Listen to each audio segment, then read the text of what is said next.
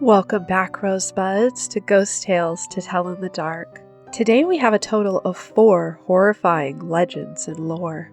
Our collection of stories are alleged real-life encounters except for one that is entirely made up. It's similar to that old 90s show, Beyond Belief, Fact or Fiction.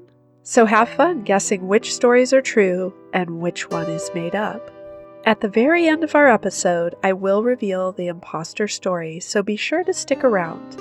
With that, let's dive into our 4 creepy legends and lore to tell in the dark. Story number 1, Australian Ghost Ned. In the darkness of the Australian bush, the sound of a horse's hooves echoed through the trees. The rider was alone, but he wasn't alone. Ned Kelly's ghost rode on his left side, nearly indecipherable to the rider, but ever present. The horse's breath came out in ragged gasps as it galloped through the bush, the rider's heart pounding in his chest. Ned Kelly had been dead for over a century, but his spirit still roamed the countryside, seeking revenge against those who he deemed a threat to his family. His impenetrable metal armor shone in the moonlight, a constant reminder of the man he once was. The writer knew the stories about Ned Kelly's ghost, but he had always thought them to be nothing more than folklore. As he rode deeper into the bush, he began to feel a sense of unease. The hairs on the back of his neck stood up, and he knew that he wasn't alone. Suddenly, he heard the sound of a branch snapping in the distance. He pulled on the reins, bringing his horse to a halt. In the silence that followed, at first, all he could hear was his heart pounding in his chest. Then he saw it, a figure in armor, moving slowly through the trees. The rider could feel the ghost's eyes on him, watching his every move. He tried to turn his horse and flee, but it was too late. The ghost of Ned Kelly had already spotted him. With a roar, he charged towards the rider, his armor clanging with each step. The rider drew his gun, but he knew it was useless. Bullets couldn't pierce Ned Kelly's armor. So he closed his eyes, waiting for the inevitable impact. But it never came. Instead, he heard a voice in his head. It was Ned Kelly's voice, and it spoke to him with a calm authority. "Leave this place," the voice said, "and never return." The rider didn't need to be told twice. He turned his horse and rode back the way he had come, his heart pounding wildly in his chest. As he rode back, he knew that he had just had a brush with the supernatural, and he was never going to forget it. Ned Kelly's ghost continues to roam the bush, his armor shining in the moonlight. He's a constant reminder of the past, of a time when the bush was a lawless place, and men like him were forced to take matters into their own hands. But for those who respected the bush and its inhabitants, Ned Kelly's ghost was nothing to fear. He was the remnant of a time long ago, and as long as they respected the land, they would be left in peace. And Ned Kelly remains a forever guardian of the land that he loved. Story number 2, Unrequited Love. My great-grandfather Jose grew up in a small village in Mexico. He told this story to his children, and it got handed down from there. As legends go, who knows how much has been exaggerated over the years. It's still a really great story though, and I'd like to share it here. Jose had been dating his girlfriend Lily for over a year, but her parents never approved of their relationship. They were from different social classes, and they thought that Jose wasn't good enough for their daughter. Despite their disapproval, Jose and Lily were deeply in love and couldn't bear to be apart from each other. One night, they made a plan to run away together. They decided that Jose would ride his horse to Lily's house, where she would be waiting for him with her bags packed. They would then ride off into the night and start a new life together. Jose was excited, but also nervous. He knew that if they were caught, it would only make things worse with Lily's parents. As he rode his horse through the dark night, Jose's heart was racing with anticipation. He couldn't wait to see his beloved Lily and start their new life together. Finally, he arrived at her house and saw a figure standing outside. It was too dark to make out the person's face, but of course it had to be Lily. He approached her, and silently, she quickly climbed onto the back of his horse. They rode off into the night, Jose's heart full of hope and excitement. After a few minutes of riding, Jose turned around to look at Lily, but what he saw filled him with such terror he nearly fell from the horse. The woman riding with him was not Lily, but a monster with the head of a horse's skull. It looked rotted and disgusting. He screamed in terror and tried to shake her off, but she held on tightly. After a few attempts, he was able to shake her off. He didn't stop riding until he was far out of sight from the creepy vestige. As he rode, he pondered the night's events and couldn't understand how he mistook that monster for Lily. Understandably, when he arrived home, he was a mess. His parents were startled by his sudden appearance, and they asked him what had happened. He told them everything, but of course, they didn't believe him. They thought that he was becoming mentally ill. He didn't want to be treated as though he was crazy, so he immediately changed his story, telling them it was all just a bad dream.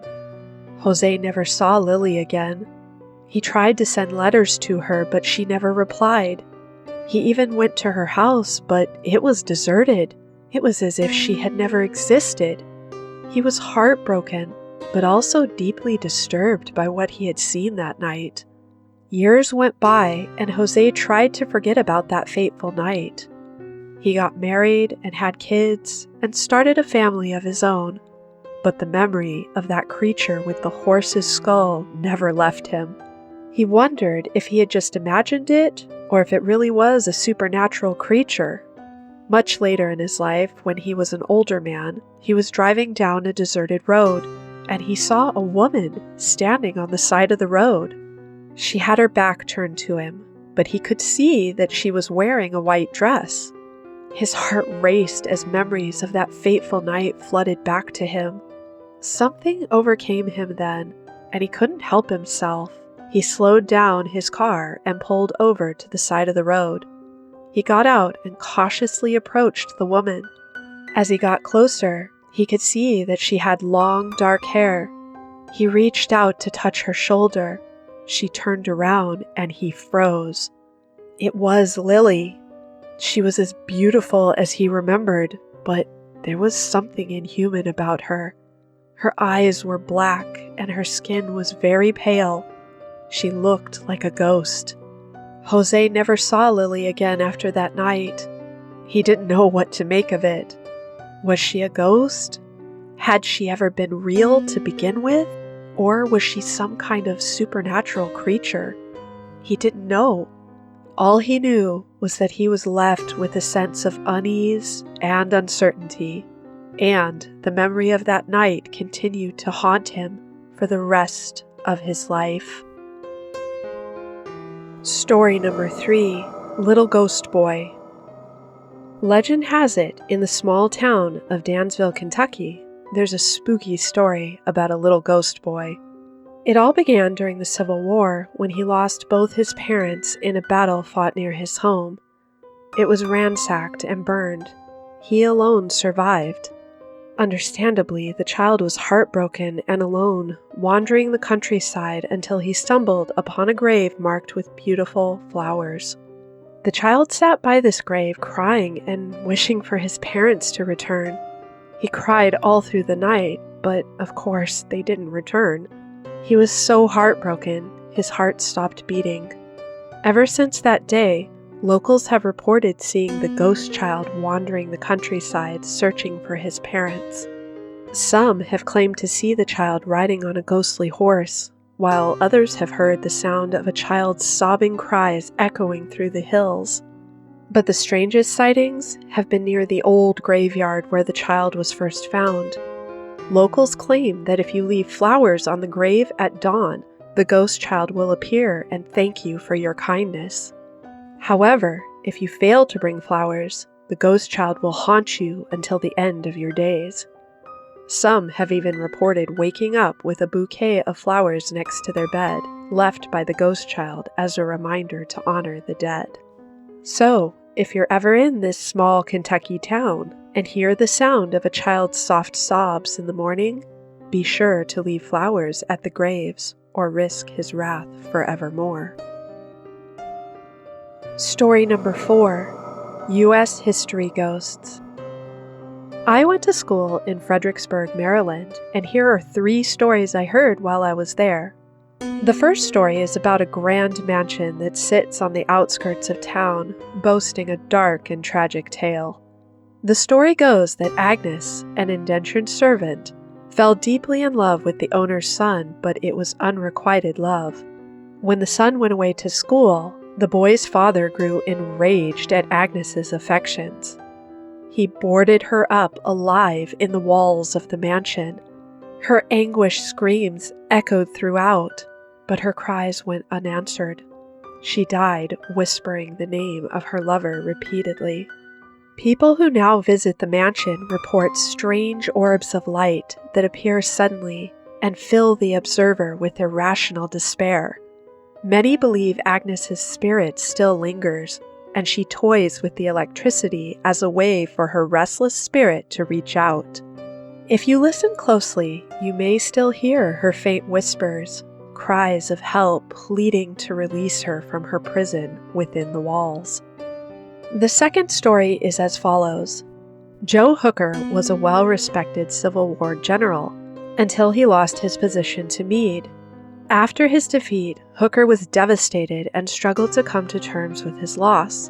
Years later, Meade was encamped at Prospect Hall when he received the news of his promotion, on the very same day that Hooker was said to have been seen sitting at his desk with his head in his hands, mourning the loss of his position.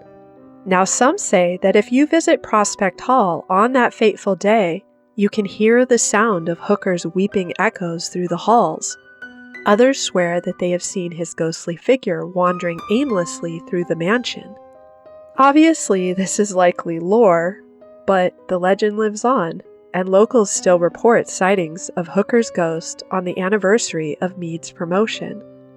The third story is about George Washington's horse, which he rode for most of the Revolutionary War. After the war, it was purchased and retired on the farm where Prospect Hill now stands.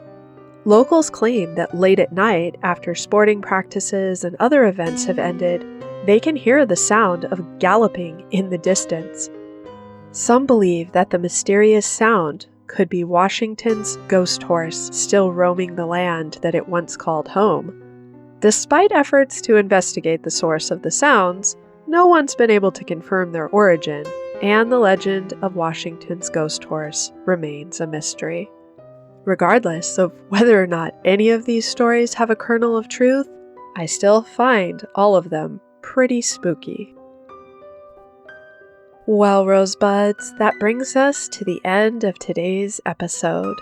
Before I do the reveal for our imposter story, don't forget to give us a quick thumbs up and subscribe. Share this episode with a friend if you enjoyed it. It does help us to stay in the good graces of His Majesty Lord Google. Okay, full disclosure, I am a huge fan of local ghost lore. I think it's a lot of fun, and usually I have some sort of inspiration I might draw from when I write my original stories, but I'll say that today was just pure fictional creative writing. So, our imposter story today was story number 3, Little Ghost Boy. The only part of the story that was true is that there is a Civil War town in Kentucky called Dansville. Other than that one detail, the story is completely fake. Anyway, that's a wrap. Thanks for listening. Until next time, take care and stay creepy.